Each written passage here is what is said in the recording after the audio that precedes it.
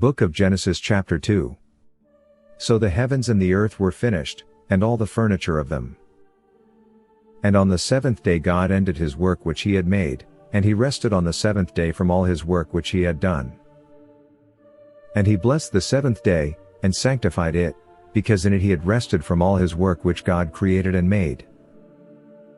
These are the generations of the heaven and the earth, when they were created, in the day that the Lord God made the heaven and the earth. And every plant of the field before it sprung up in the earth, and every herb of the ground before it grew, for the Lord God had not rained upon the earth, and there was not a man to till the earth. But a spring rose out of the earth, watering all the surface of the earth. And the Lord God formed man of the slime of the earth, and breathed into his face the breath of life, and man became a living soul.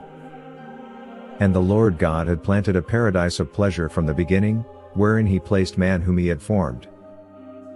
And the Lord God brought forth of the ground all manner of trees, fair to behold, and pleasant to eat of, the tree of life also in the midst of paradise, and the tree of knowledge of good and evil. And a river went out of the place of pleasure to water paradise, which from thence is divided into 4 heads. The name of the one is Fison, that is it which compasseth all the land of Havilath, where gold groweth. And the gold of that land is very good, there is found bdellium, and the onyx stone. And the name of the second river is Gone, the same is it that compasseth all the land of Ethiopia. And the name of the third river is Tigris, the same passeth along by the Assyrians. And the fourth river is Euphrates. And the Lord God took man, and put him into the paradise of pleasure, to dress it, and to keep it.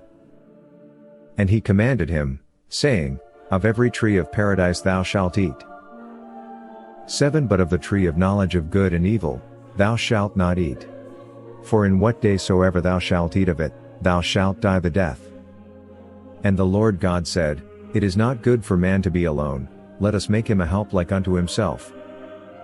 And the Lord God having formed out of the ground all the beasts of the earth, and all the fowls of the air, brought them to Adam to see what he would call them, for whatsoever Adam called any living creature the same is its name.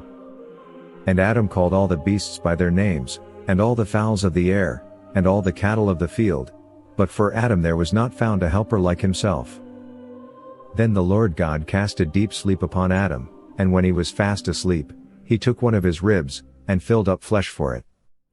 And the Lord God built the rib which he took from Adam into a woman, and brought her to Adam. And Adam said, This now is bone of my bones, and flesh of my flesh, she shall be called woman, because she was taken out of man. Wherefore a man shall leave father and mother, and shall cleave to his wife, and they shall be 2 in one flesh. And they were both naked, to wit, Adam and his wife, and were not ashamed. Wait for chapter 3.